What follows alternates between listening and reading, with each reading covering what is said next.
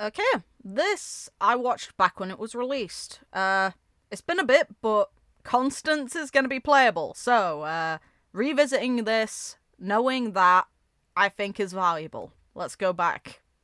Anacone, planet of festivities. A cradle drowning in dreams, a haven for the cowardly. The family has summoned guests for its grand celebration. The golden blood will flow from the destruction as it... The ram head kind of has a neat bit of significance, and the golden blood from it as well, considering the golden scapegoats in Amphorius. I don't know if it was meant to be foreshadowing that. I think it's more satanic imagery, and the golden blood is to tie back to Nanook, but, you know. To them, children of the flame, this marks your rite of passage. Akash, I lit a fire in your eyes and showed you music of the strings. Akash. Serenade the celebration and hush the harmony into muted awe. It will be done, Father. Dubra, I set your form alight and taught you mastery of the blade. Temper it with sulfur, maim the elation, and let the performer's blood and tears pour into the abyss. As you wish, Father. Okay. Katerina, I kindled a flame in your heart and granted you blood of fire. Use your wrath to shatter the preservation sanctum and build their gold to create a statue of our savior. You got it, old man.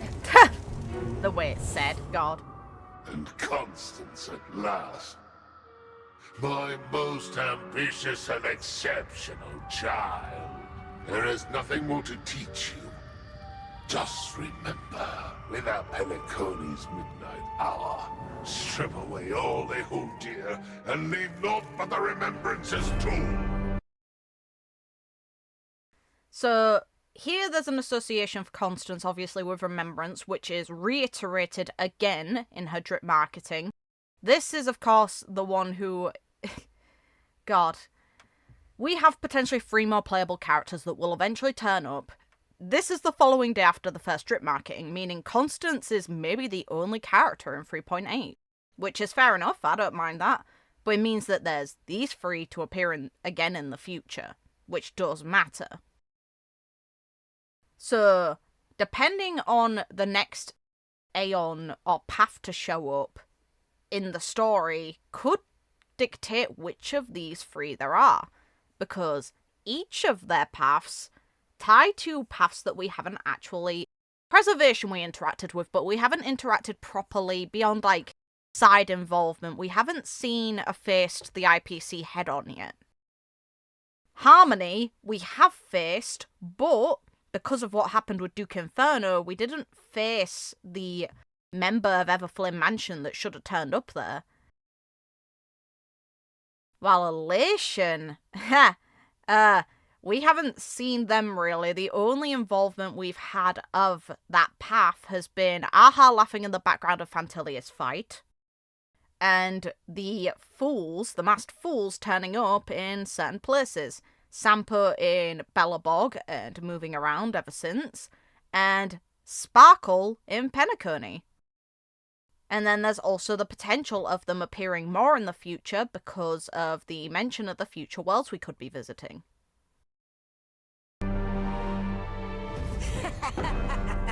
This design. She won't be necessary. I can take them alone. Katerina, a little pessimism might be wise.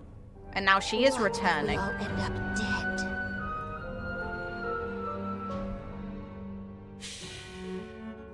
Since when have those on the path of destruction feared death? Which is fair. Still, it is wise to plan ahead, Father. This is still the best design. If things become perilous. This is still the best one. Let's go. Such a thing does not exist. Destruction is brave and heroic. I don't know about heroic, man. Unless we're talking about our boy Fanon. Relish Pennacone's savor its invitation. Prepare this beautiful dream to welcome its new master from Fedora. Ifrit, Duke Inferno, Everflame Mansion.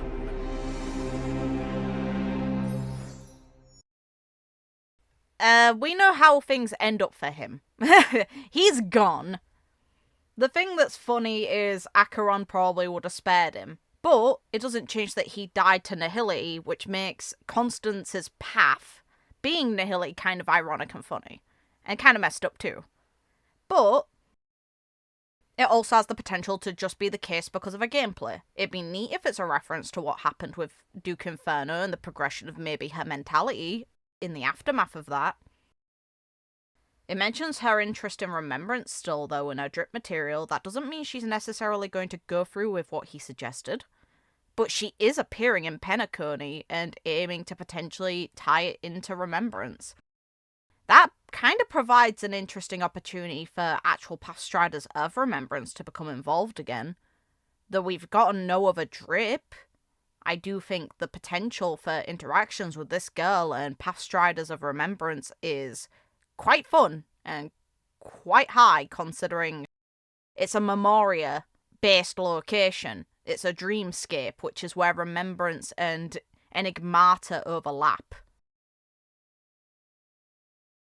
So here we potentially have the possibility of Remembrance Pathstriders turning up. Black Swan's still with us for now. Whether she'll stay with us is a question. There's of course March. Mr. Wrecker turned up before. If he comes back, that'd be interesting. And then there's the potential for other memo keepers and other members of the Garden to become included. And cremators. One weird thing is I saw people in the comments discussing the possibility of Constance being previously a cremator. There's no way to know. That just seems like a theory at present. If it was confirmed, I'd be cool with it. I don't think that's a problem at all. That's neat involvement. Then we get to question why she would have left the Garden. But while we don't have that information, I'm not leaning on it. But I do think the intention for her in Penacony is quite interesting. Here we go. And Constance at last. My most ambitious and exceptional child. There is nothing more to teach you. The Just burning remember, and without smouldering the Penacony's flower. midnight hour, strip away all they hold dear, and leave naught but the remembrances too.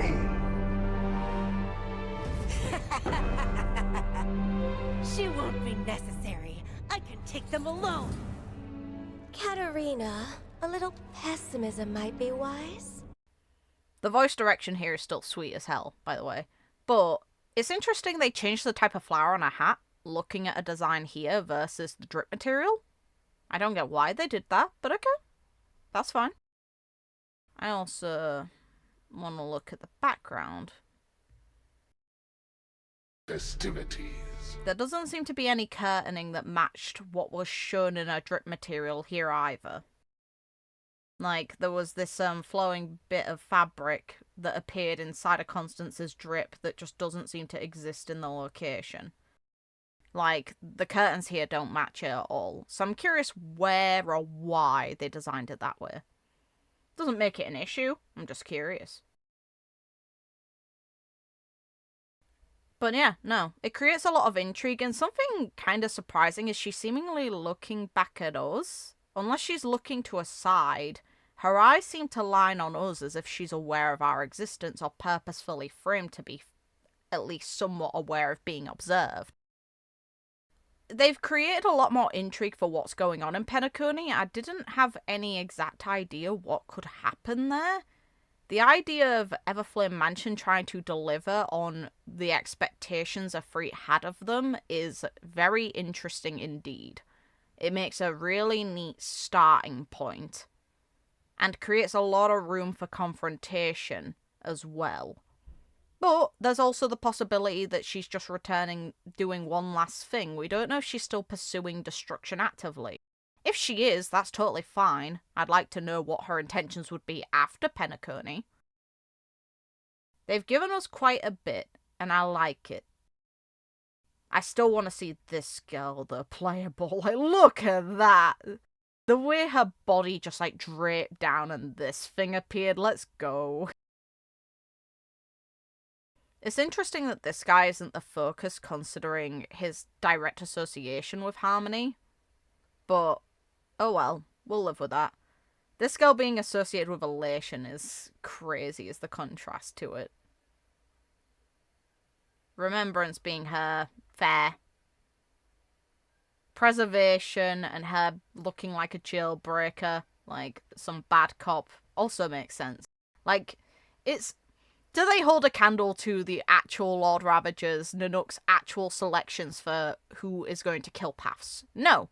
But the fact that they're more humanized is a positive thing.